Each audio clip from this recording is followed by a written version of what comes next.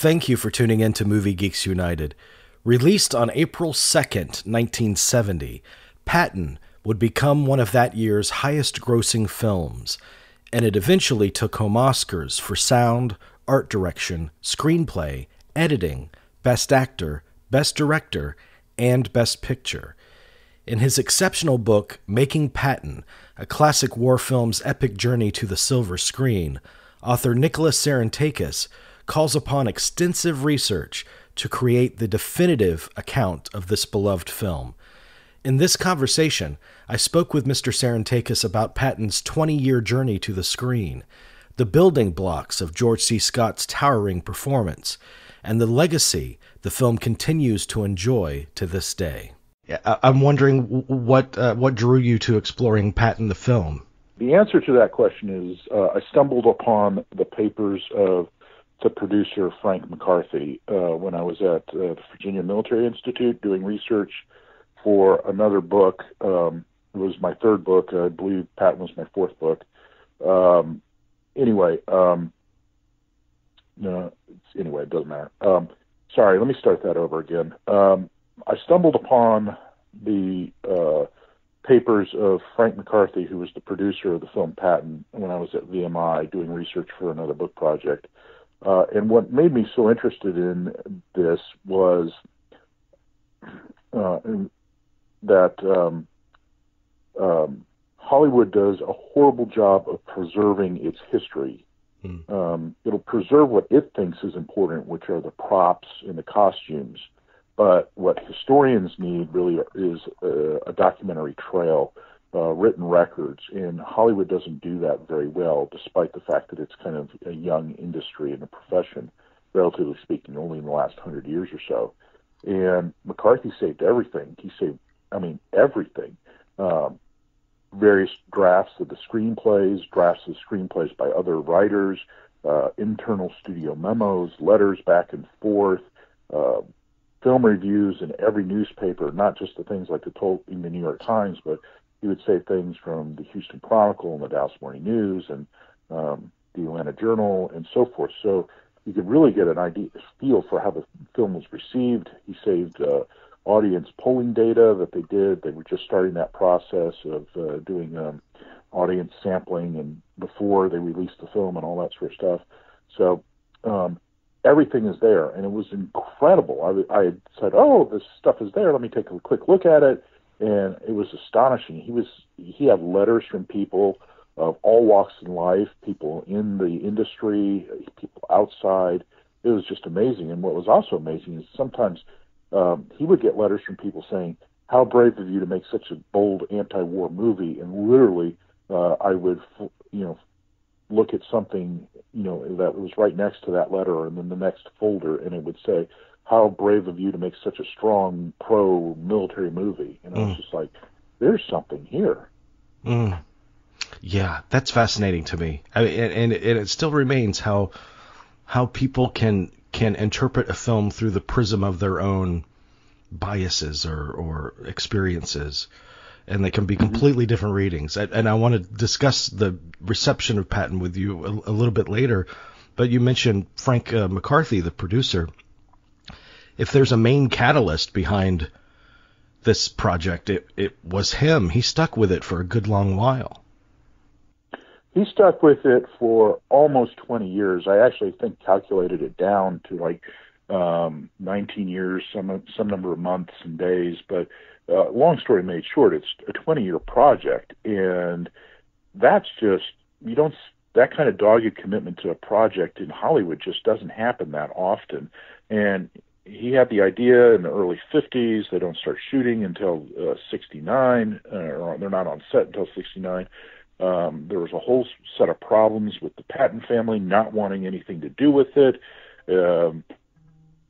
Turned out that wasn't really important, but that it was important in that it slowed down the project for a number of years. But the family had no involvement with the film, and long story made short, they didn't get any money out of the film. And there were plenty of people who believed in it, but there was difficulties in finding a good script. The 20th Century Fox nearly went bankrupt at one point. So there were any number of problems that got in the way that had nothing to do with, putting together a good script, but it was also kind of a good thing. And McCarthy admitted this somewhere in the process because it took him forever to find Francis Ford Coppola, who wrote the original draft of the screenplay. And most, not all, but most of the good parts of the movie are because of Coppola. Now, Coppola wrote a screenplay that would have ended up being about 8 hours long, and eventually they had to bring in another guy, Edmund North, to reduce the film down. But and he stuck some stuff in as well. But you would not have found Coppola in the early and mid 50s because he hadn't even finished high school, I think, at that time. So it took a while for Coppola to be there, just in life, and he gave the film a good, solid foundation. Yeah. What do you think drew McCarthy to this material? Was it just the opportunity to bring life to this very colorful, sometimes contradictory character, or was it more than that? McCarthy was an Army officer during World War II. He actually ends up becoming a general in the U.S. Army Reserves after the war. He was basically the number 2 guy, the main assistant to George C. Marshall, who was, of course, the chief of staff of the U.S. Army. So he's helping the guy running the Army, and he interacted with a number of people, and he also interacted with the real George Patton, and Patton was impressed with him, offered him a position on his staff as his assistant or his aide-de-camp, and which is a sign. You had 2 very powerful generals saying this guy is got it all squared away, and when you're offered or asked to be an aide-de-camp, it's basically general officer saying this young officer is so good, I'm going to start training him to be a general. So it's kind of a marker in the Army, even to this day, that this guy is really good. Pay attention to him. Doesn't always happen, not a guarantee, but it's a good predictor. He ends up saying no to that, but the interesting thing about this is he was really attracted or intrigued, might be the better word, by the personality of George S. Patton. And he says in interviews, the film was never a war movie. And in that sense, he's absolutely right. I mean, actual scenes of combat take less than 2 minutes of that film when you add them together. It's really a study of a character, a personality, and a guy who kind of go one way and then another way and turn it off really quickly. Now, a lot of that turns out to be the real Patton was a great actor. He knew how to act the role of the general. And I think people don't understand that always, but he was a very competent individual. He didn't become a 4-star general on accident, but he had, a very intriguing, captivating personality. And there were, believe it or not, there were 1,101 generals in the U.S. Army during World War II. Actually, it was probably a bit more because that's the number of generals at the end of World War II. And when you have 1,000 people in a room, you're going to have a number of different personality types, and some of them are going to stand out more than others. And that number of 1,100 generals doesn't include the guys who got killed in combat, and there were a half dozen of those. But some of them are 1 stars, and they never became 4 stars for a reason. And the guys who became 4 stars became 4 stars for a reason. So this is also a guy who's very competent at what he does. And I've read some of the real Patton stuff, and there's a really impressive intellect there. This is not just a guy who can inspire, with bloodthirsty talks and stuff like this. This is really a guy who understood how to use force, how to use space and maneuver, all these kind of things that you want out of an operational and strategic commander. But yet there's a colorful personality there as well. And part of being a general, it requires a lot of different skills. I mean, you have to be physically brave, but you also have to know your stuff. You have to be intellectually competent, but you also have to be an inspirational individual who can get guys to go do something that, the brain is telling them this is dangerous. Just stay here in this hole, and let someone else, go fight the fight. Mm-hmm. You got to be able to inspire those men. And those were all things that McCarthy saw in Patton, and he figured, this is going to make for a great character on film. So yeah, I think that's what really attracted him. And then I apologize. That's probably a much longer answer. No. That's perfect. And what strikes me, because I rewatched the film last night, in terms of the character of Patton as portrayed in the film, I mean, he's a man that has a great respect for a knowledge of military history. He has a very gung-ho attitude when it comes to war, and yet he's incredibly tender with the men who are wounded or killed in action. He believes he's lived past lives and lived through past conflicts. Is that accurate to the actual man? I believe so. The film does kind of take a biased interpretation of Patton. The film, Coppola took a lot of stuff from two different books, and one of those books was Omar Bradley's first set of memoirs that he wrote right after the war. And Bradley was kind of, he didn't like Patton when push comes to shove. And some of that, Bradley kind of pushed the our blood, his guts interpretation of Patton, which is that he was willing to be very bold and risky at the expense of his soldiers. That wasn't entirely fair. So, I mean, I think if you pay attention to the movie, one of the heroes of the film, maybe the central hero of the film, is Bradley, as portrayed by Carl Malden. But a lot of the stuff that you see there is the genuine guy. So I think that is generally an accurate interpretation. Mm. And I think one of the powerful testaments to how well a job George C. Scott did was the reaction of two of his kids. His son, Lieutenant Colonel George Patton the fourth, I believe, or the third. Anyway, he watched the film in a movie theater, in New York with his son, and before the film was over, he was sobbing. And the daughter, his sister, Lieutenant Colonel Patton's sister, wrote a letter to McCarthy after she saw the film. She said she was extremely nervous and scared. How would they portray her father? And then she basically wrote a letter to McCarthy and said, "Well done, incredibly good job." And she said, George C. Scott got everything. The only thing that he really didn't get was Patton had a much more thin voice with a Southern accent, and George C. Scott just gave the performance as George C. Scott's with his voice, the raspy voice of the actor. He didn't try to mimic Patton because he said it would sound weird. He'd already done too many films. People knew what his voice sounded like. It would be off-putting to the audience. But his daughter basically said he captured everything, his cadence, the way he basically looked at people, and there was a lot of prosthetics there. People don't know this, but there's a 20-year difference between George C. Scott and Patton, how old Scott was when he filmed the film versus how old Patton was when he was actually doing those things in World War II. And most people don't notice that this is a 40-year-old actor playing a 60-year-old general, because Scott spent a lot of time working at getting it down. So even in a physical resemblance, there's a lot there. George C. Scott is just epic in this film, and what an extraordinary actor he was.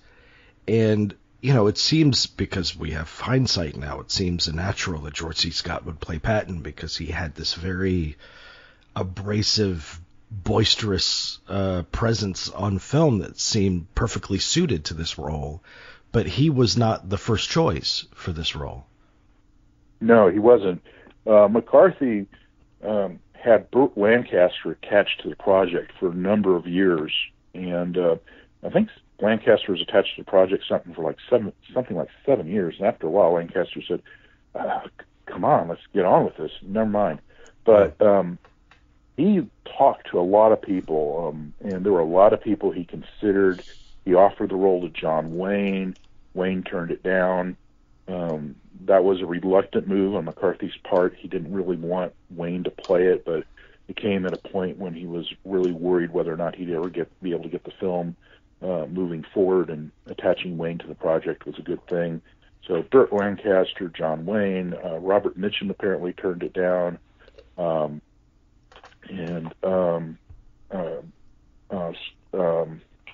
Rod Sterling. There we go. Couldn't remember his name. Rod Sterling looked at the project for a while. Rod Steiger, maybe? Was it? Yeah, I'm sorry, the actor. Yes, Rod Steiger looked at the project, turned it down, later regretted that, and I think he could have done a pretty good job with the role. Probably the only other person I think who could have really done as well as Scott in that role. But believe it or not, Ronald Reagan wanted to play the role. This was remember, this is a film that took a long time to make, and Reagan was still an working actor until the mid-'60s. So there was a time when the project was being developed, and Reagan basically was interested, and McCarthy said no, thank you. So because Reagan probably could have done it, but he would have had to have. Reagan had the range, but it was at the high end of his range, and I don't think it would have. For Patton or Steiger, it would have been a lot. Or excuse me, for Scott or Steiger, it would have been a lot easier than Reagan to deliver the performance. Reagan could have, but I just don't think it would have. It was likely, and it would have taken a director to really kind of push him to deliver that. And these are all kind of what if intangibles. I think Wayne probably wouldn't have just played John Wayne, and it would have been John Wayne as Patton. Burt Lancaster is tough to see. Robert Mitchum probably not.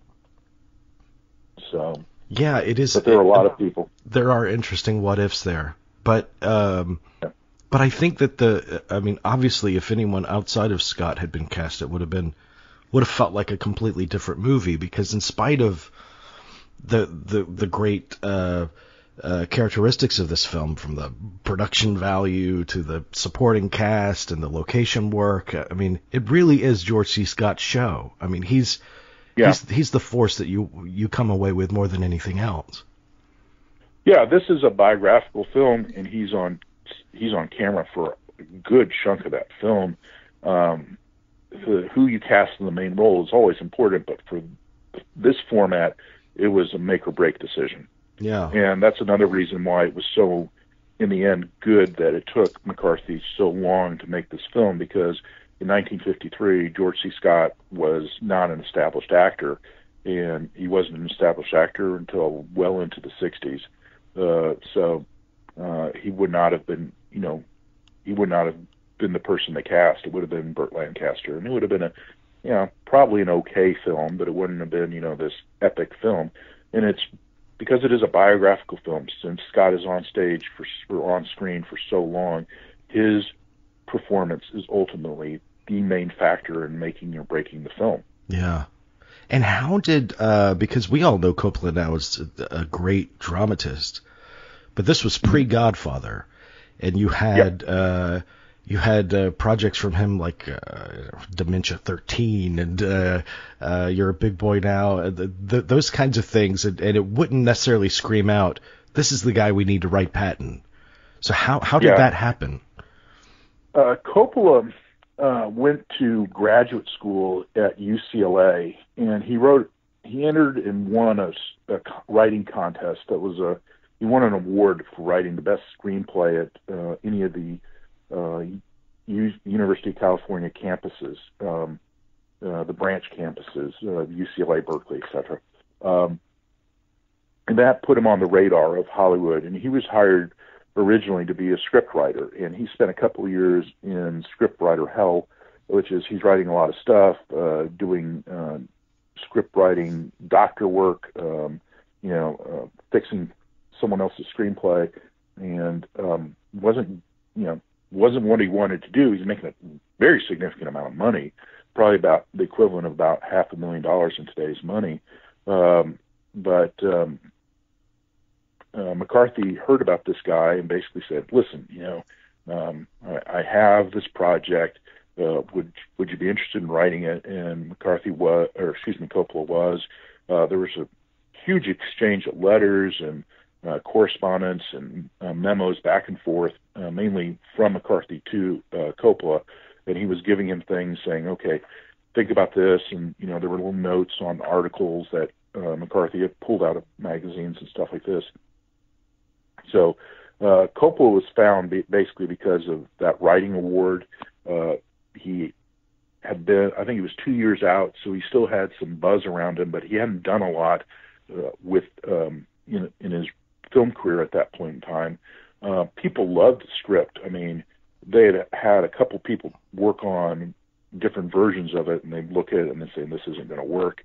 In fact, one of these guys, whose name escapes me at the moment, had won an Academy Award for writing a screenplay. So these were not incompetent people. But when they had Coppola and he wrote the screenplay, they're like, "Wow, okay, here we go." And there's a reaction in the studio that this is the screenplay. Now, it was too long. It would have been 8 hours to make the screenplay. So they said, "It's going to need some doctoring. We're going to need to pare it down, but we have the foundation here." And then Coppola did not write the final version because basically his film career started moving in places, and he got an opportunity to direct, and that's what he really wanted to do. And McCarthy was a good mentor in that sense that he didn't want to keep Coppola from doing what he wanted. Coppola in later years said he got fired. That's not exactly the case. In fact, and I quote them in the book, there's memo traffic that makes it very clear that they were stepping aside to allow his career to move forward. And then the screenplay got derailed. They brought in someone else who basically said, "No, I'm going to write my own screenplay." That was a train wreck. I've looked at it. It was, it was competent, but it wasn't great. And then by accident, someone sent, I believe, Scott the screenplay, Coppola's screenplay. The secretary pulled the wrong screenplay out of the file, sent it to him, and Scott is like, "Wait a minute, I'll do this. This is the one I want to do." And then they said, "Okay," and they brought in someone else to kind of take it from an 8-hour film to a 2.5-hour film. So, but that Coppola was a hot whiz kid in Hollywood in the mid-'60s, and that's how he ended up in the film. Yeah, I mean his involvement makes all the difference in the final film. Yeah. And the last series of What Ifs revolve around the choice of director.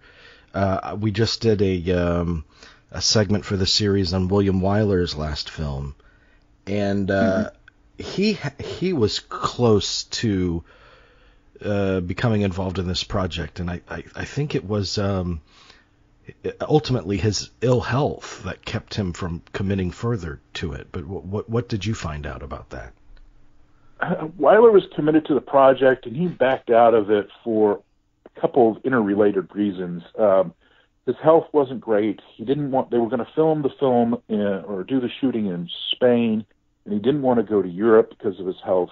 And then he had some experiences with George C. Scott previously, in which didn't go well, and he didn't want to really direct Scott again. And there was a kind of combination of factors. So he said, "Thanks, no thanks, I'm out." And they had to find a director. And Schaffner was starting to really become hot stuff. He had a fairly, fairly unimpressive directing career until he directed Planet of the Apes, the original Planet of the Apes for 20th Century Fox. That became a monster hit.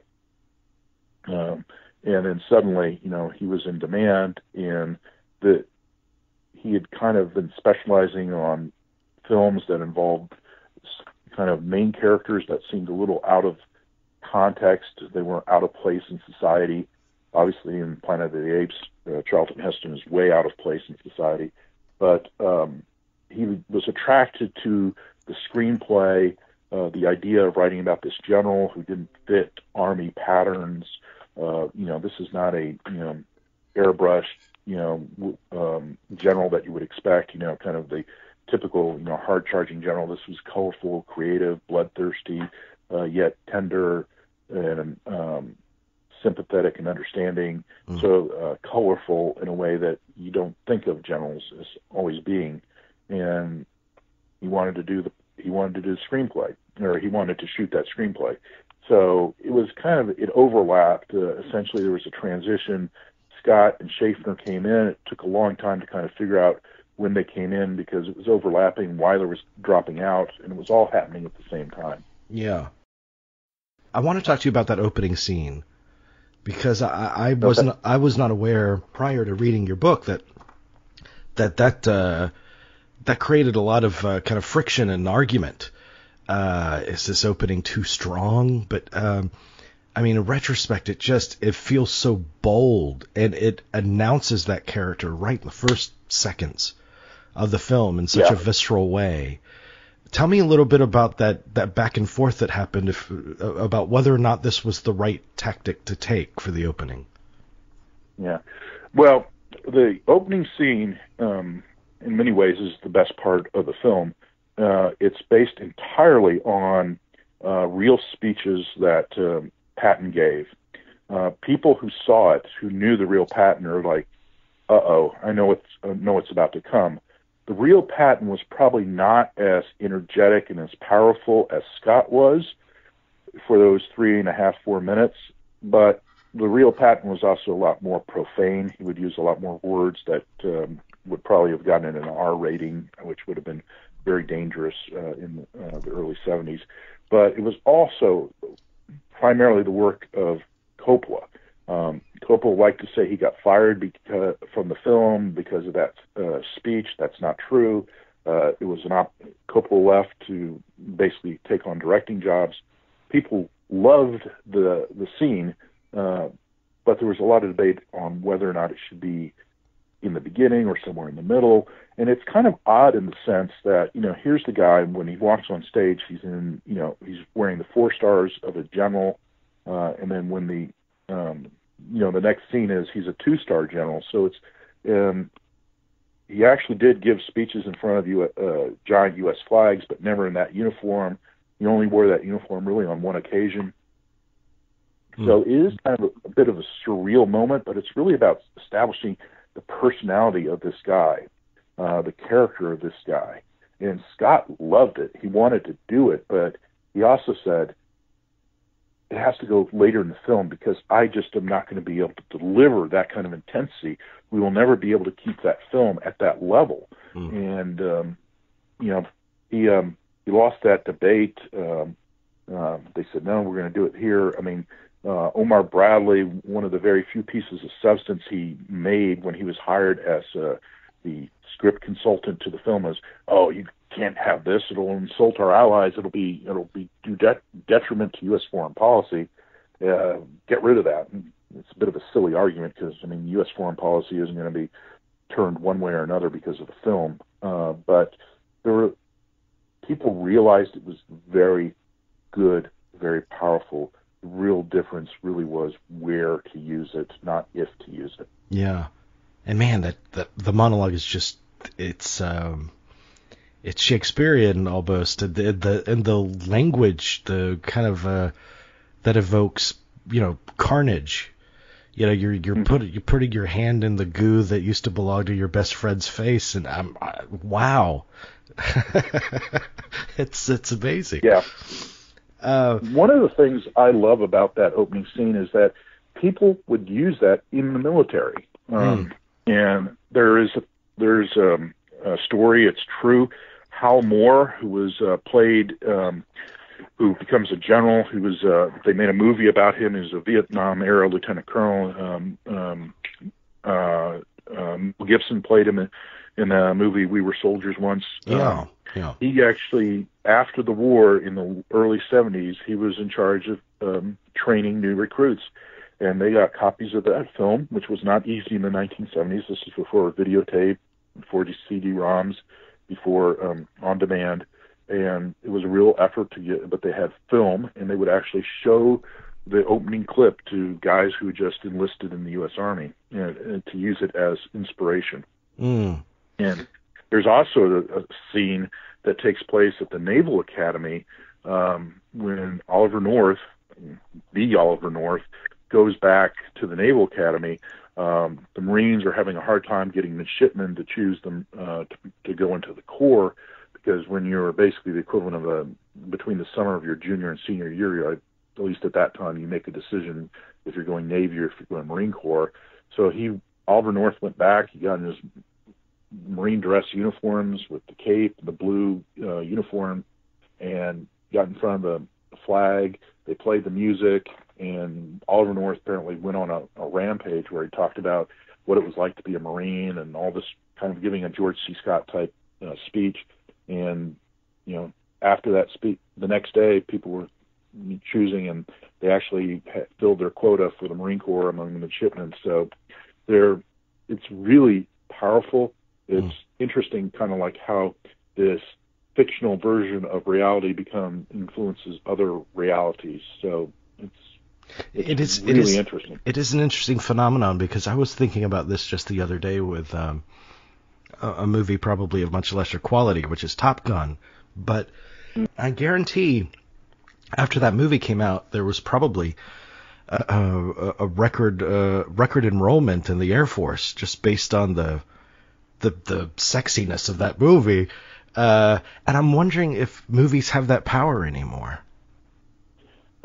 Movies do. I was in ROTC when Top Gun came out, and boy, oh boy, was it easy for Navy ROTC to recruit people during that time. So it does, and I think films have that same kind of impact. And I think it's fiction in general, and I think it's easier for people to relate. The narrative is simpler. It's more, beginning, middle, end.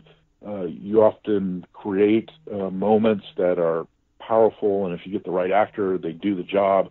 But I was reading something about Sir Arthur Conan Doyle, who created Sherlock Holmes, wrote all the Sherlock Holmes short stories and novels. And even back in the 1890s, people had a hard time kind of dissecting fiction from fact. And Conan Doyle would get letters saying, where could I buy a copy of this book about the 140 different types of cigar ash? And it was like, Conan Doyle's like, it was a short story. It was a novel. And you still see that. I mean, I think actually film has a much more powerful impact because it's audiovisual medium. It's more accessible in the sense that, you can consume a film a lot faster than you can consume a novel. But I think film still has that kind of power, be it inspirational. And I think there's also a difference between how film is used. Documentaries probably don't have quite the same impact as fiction, because fiction, you're creating a narrative and you're hitting emotional high points using music, camera angles, actors' presentations. So there's a lot of stuff there. But I've been trying to think of a film that has had that kind of inspirational kind of impact of late, and I'm going blank on one, but I still think they're out there. Yeah. I think so too. I just think we were a lot less, our consumption of media was a lot less segmented at a certain time. And so when people got behind, now you see that kind of thing on television, miniseries, because, tens of millions of people are watching the same thing at the same time. Mm-hmm. I think that's a good point. That is a very good point. How we consume film today is very different than the way we consumed it in the early 1970s. I saw the film when I was about 4 years old. My parents took me to a drive-in, me and my brother into a drive-in, and I got to tell you, I have kids who are about the same age now, and I don't go to movie theaters because I can't take my kids. I can't take them and expect them to sit there for 2.5 hours. But when you're only consuming a film in a movie theater or in a drive-in, and that you're getting it at the same time. And there was no cable, there were no streaming, so films would stay in theaters for months. And you could often go back and watch it a second or third time. It's like, wow, did you see Patton? People would go. There was also the format was the roadshow format, which they used when they released this. You could actually call in advance, reserve a seat. There'd be a program. That practice is definitely gone by the wayside now, particularly with multiplexes. But I think multiplexes. But yeah, when it's concentrated and you got to get to the theaters now to see this thing, and people are talking about it. Whereas nowadays you just like, I'll watch this on Netflix when I have time. You know. Man, but what a glorious time that was to be a movie lover. The production of the film, I mean, this is an ambitious project, and I'm curious, did it go smoothly? Were there major snafus along the way? They filmed almost all of it in Spain. The Spanish Army ended up basically being the extras. They played the U.S. Army. They played the German Army. They used it as training exercises. Spain has a lot more diversity of geography than we might think, so they were able to do, Mediterranean scenes. They were able to do hilly scenes, the winter scenes. They had some problems working with the Army because they would say, hey, we need another shot. And they're like, we're done. You got us for 8 hours. We're done. George C. Scott had some health problems on set. He had a detached retina, so that complicated things. And when you are in almost everything and you're basically blind, that is a real problem. Yeah. George C. Scott was also a problem drinker. I'm not sure technically if he was an alcoholic or not, but there was no secret about this, and he went on some binges. And there were times when he was sleeping it off, and they couldn't film that day, and that cost the studio money because everyone else was there, and you have to pay the camera guys and the lighting guys and the sound guys because they're there. Now Scott was a professional, and particularly when it was explained to him, hey, you're going on these benders, and you're hurting other people. Scott would take that information on board, and he would adjust his behavior for a while. In fact, the opening scene, Scott is drunk that morning. He doesn't get to the studio until basically midday, and then he nails it in essentially one take. Schaffner basically says, that's fantastic. I want to do a couple other things. And so he moves the cameras around, and he says that Scott is basically, no, I can't do that. I can't pick it up in the middle. So what Scott does is he basically does the entire scene again. So he just says, I can't show up in the middle of this monologue with the same energy. So essentially what they do is they shoot the scene from different camera angles about 3 or 4 times, and they are done before the end of the shooting day. So he did it in a matter of minutes, really. It's remarkable. So yeah, I mean, now you would rather him be there 9 o'clock when he's supposed to be there, but they didn't have any real problems on set other than those. They had good weather, which was a problem because they were supposed to be shooting some scenes in the snow, and it's like, we need snow. Why is it so warm? And those are things that you just have to adjust, and you're going to use different camera angles or move the snow over here before it melts. But for the most part, they didn't have any. And those are actually some significant issues, particularly when your main character, who's on, probably 80% of the scenes isn't available. Those are some significant issues, but they managed to, move things around. One of the ways they dealt with Scott's drinking was his drinking partner was the actor who played his basically butler, and they basically gave his lines to other actors and got rid of him so he wouldn't be there, getting Scott drunk and allowing him to go on binges. Yeah. Do you have, outside of that first opening scene, do you have favorite moments from the film? Oh, do I have favorite moments from the film? I really like the interaction with Steiger, or I'm not sure there really is interaction, but I love Steiger because that's a character who basically is offering you all this commentary on Patton, and that was an original invention by Coppola. He said, this is a great way to kind of move things along, and so I really love the Steiger scenes. The German observer, commentator, etc. Yeah, and I do like that they opened it up to the quote unquote the enemy, and you get a sense that they have a tremendous reverence for Patton. I mean, they know that they really have a foe of some weight in Patton, and they have kind of a respect for that. The time that this film was produced, the Vietnam War was raging. The counterculture was probably, I think at that point, it was probably turning in on itself a little bit. It was in the end stages, but still pretty vivid. It doesn't seem like the best time to release a Patton, or was it? Yeah. Well, that gets back to the original issue of, is this a war film?